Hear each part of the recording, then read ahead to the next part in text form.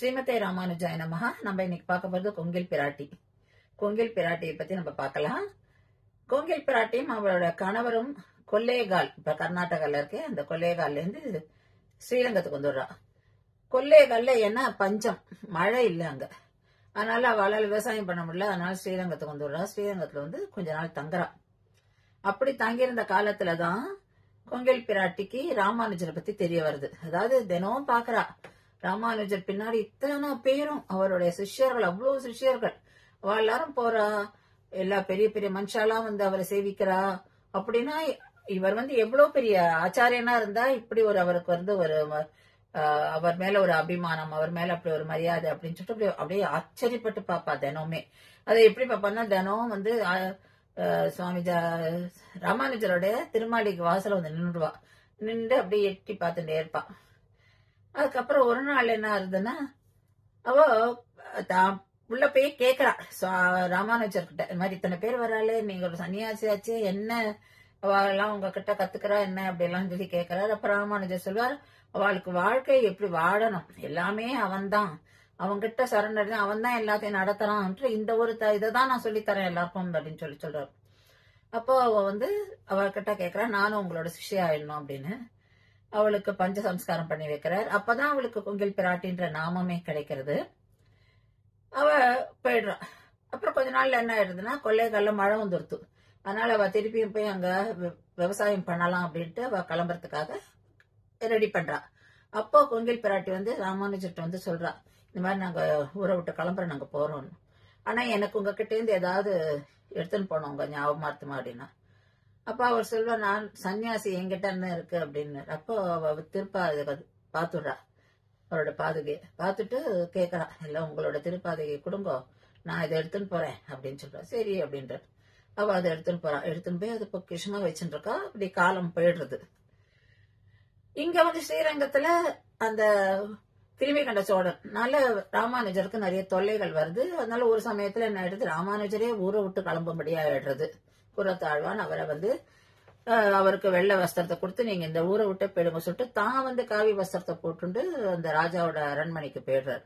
அதனால வந்து இவர் மேற்கு நோக்கியா கிளம்புற சில சிஷ்யர்களோட ராமானுஜர் வெள்ளை வஸ்திரத்துல அப்படி போயிட்டு இருக்கும்போது ஒரு காட்டு வழியா போறா. இந்த வேடர்கள்லாம் பாக்குறா. பாத்துட்டு ஐயோ என்ன இப்படி அடியார்கள்லாம் வரா, இவாளெல்லாம் பார்க்க ரொம்ப டயர்டா இருக்காளே, பசியோட இருக்காளே அப்படின்னு சொல்லிட்டு ரொம்ப மனசு கஷ்டப்படுறது. ஒன்னு அப்ப சொல்றா, அவ இங்க பக்கத்திலேயே ஒருத்தரோட இருக்கு, வீடு இருக்கு, நான் வந்து அங்க உங்களை ஆக்ஷன் போறேன்னு சொல்லிட்டு இவ வந்து ராமானுஜரும் சிஷ்யர்களையும் ஆக்ஷன் போறா வாத்துக்கு. அங்க கொண்டு விடுறா. அங்க வந்து யாரானா அது கொங்கில் பிராட்டியோட மாளிகை. இது அங்க கொங்கில் பிராட்டி வந்து ஏதாவது மாளிகைன்னா வீடு.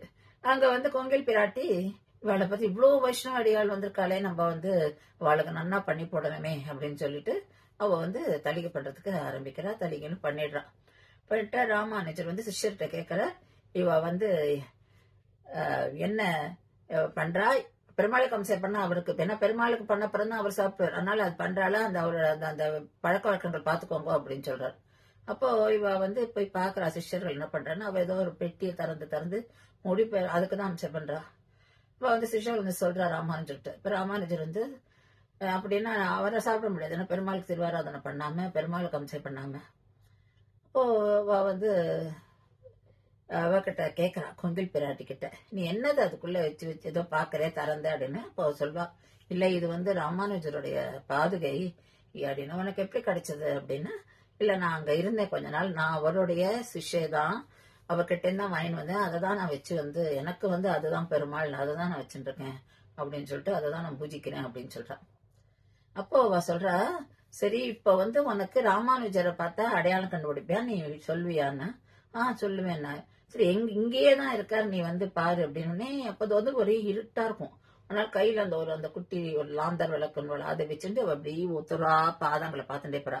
அப்ப ராமானுஜர் திருவடிக்கு வந்த உடனே அவ கண்டுபிடிச்சிடுறா, இதுதான் சுவாமி ராமானுஜர். ஏன் அவளால முடியல அப்படின்னா, அவர் வந்து வெள்ளை வஸ்திரத்துல இருக்காரு. அதுவும் நிறைய வருஷங்களாகி பாக்குறார். அவர் வெள்ளை வஸ்திரத்துல இருக்கிறனே இவளுக்கு வந்து தெரியல அவர் தான் ராமானுஜன். பட் அந்த திருவடிகளை பார்த்தோன்னே அவ கண்டுபிடிச்சிடுறான்.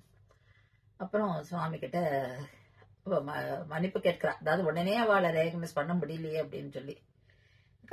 அது இது நடந்துச்சு. சுவாமி ஆனா இது அவ பண்ண அந்த சாப்பாடு சாப்பிடல. அதுக்குள்ள அவளுடைய ஹஸ்பண்ட் வந்து வெளியில போனவர் வர.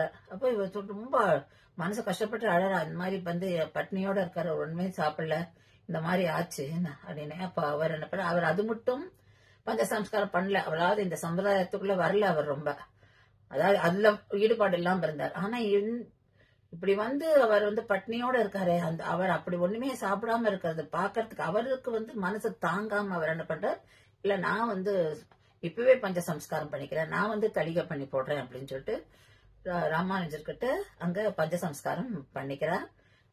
அவரும் பண்ணி வைக்கிறார். பண்ணி வச்சதுக்கு அப்புறம் இவர் கொங்கில் ஆச்சான் அப்படின்னு அவர் பெயரோட அவர் அதான் அவருடைய நாமம். அதுக்கப்புறம் அவர் வந்து தளிகை பண்ணி போடுறார். அதான் தளிகை கூட எப்படின்னா ஒரு இது திரைக்கு பின்னாடி ஸ்கிரீனுக்கு பின்னாடி இங்க கொங்கில் பிராட்டி வந்து இன்ஸ்ட்ரக்ஷன் கொடுக்கறா, இப்படி பண்ணணும் அப்படி பண்ணணும் சொல்லி இவர் தளிகை பண்ணி ராமானுஜருக்கு சமர்ப்பிக்கிறார். அப்புறம் தான் அவர் வந்து அவருடைய அந்த ஆச்சாரிய பக்தியை பார்த்துட்டு தான் பின்ன 72 சிம்மாசனாதிபதிகளை அவரை ஒருத்தரா நியமிக்கிறார். இப்பேற்பட்ட ஆச்சாரிய பக்தி கொண்டவதான் கொங்கில் பிராட்டி. இன்னைக்கும் நம்ம வந்து அந்த கொள்ளையகால்ல அந்த கோவில்ல பார்க்கலாம். இந்த கோவில் தான் முதல்ல ஒரு பெண்ணுக்கு வந்து பஞ்சசம்ஸ்காரம் பண்ண இடமும் அங்கதான் கொங்கிலாச்சானும் பஞ்சசம்ஸ்காரம் பண்ண இடம் அப்படின்னு சொல்லி அங்க இருக்கு. ரொம்ப அழகான கோவில் அது. கர்நாடகால இருக்கு, கொள்ளையகால் என்ற இடத்துல. ஸ்ரீமதி ராமானுஜாய நமஹ.